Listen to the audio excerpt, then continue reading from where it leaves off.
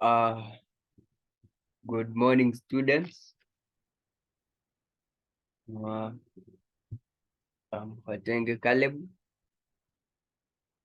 and today we are going to look at a different aspect in our studies. And today we are going to look at poetry. And under poetry today, we are going to look much on introduction so that we can get to know what is a poem, what are the types of poem, what are some of the key elements, and many more, but in a brief way. So, students, I will start, and I will start by defining what is poetry. And uh, poetry is a form of artistic expression that uses language to evoke emotions, convey ideas, and create a vivid imagery. So what does that tell you? If poetry is an art, therefore it creates people, it creates words so that it can be used to evoke the emotions, to convey the ideas, and to create a vivid imagery. It often relies on the use of metaphor, simile, rhythm, and other literary devices to engage the reader's imagination. We can also look at history of poetry, and as you all know, these artistic the artistic art, which we have called it poetry, has evolved from generations to generations. And this is because due to the change of the environment, change and civilization of people, and change of the needs by the society. The poets are always the eye, ear, and the mouthpiece of the society. Therefore, they always hear, they always listen, they always see, and they always check what's happening in the society, and they become their voice, their eye, and their ear. So that is the main reason why this art has evolved from time to time. And we shall also look at some key elements of poetry. And some key elements of poetry are as follows. One is meter and rhyme. Poetry often uh, features a specific meter or rhythm as well as rhyme schemes. Imagery. Poetry uses a vivid and evocative language to create images in the reader's mind. So, imagery is the mental picture that is drawn to the reader's mind after reading the poem or the poetic lines.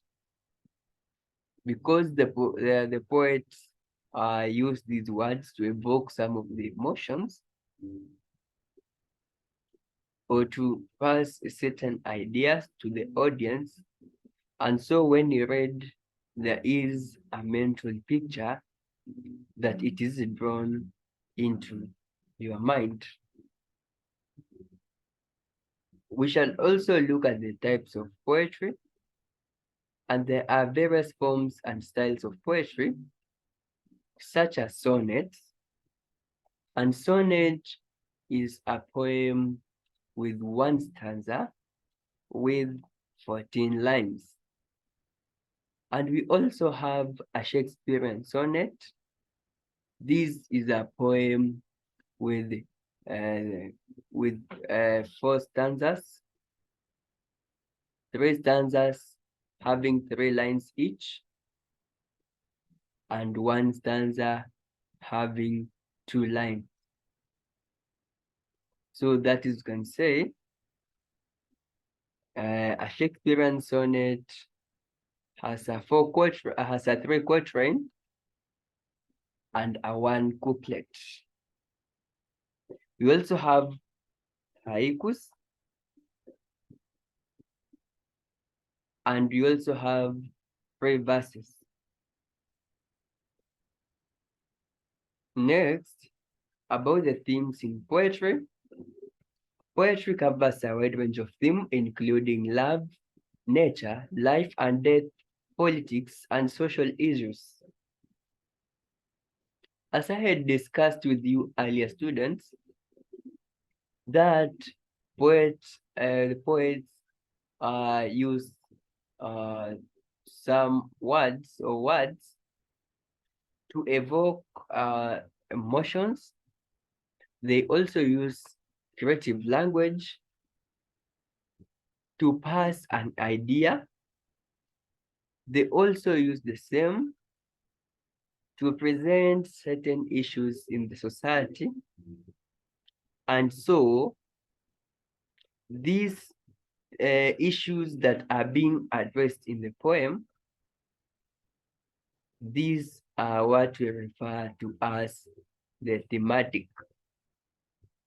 So these are the themes or issues arising in the poetry. And these are the issues that reflects our society and our surroundings or nature. Poem also uses a figurative language, and poetry frequently uses figurative language such as metaphors, similes, which is the comparing of one or more than a thing. We also have personification, that is giving non-human human characteristics. And we also have symbolism and many more. Poems or poetry usually has an emotional expression. One of the primary functions of poetry is to convey emotions. And this, the conveying of the emotions, I can term it as purgation of emotions, whereby the poet or the poet allows you to experience humor without necessarily being acted upon physically.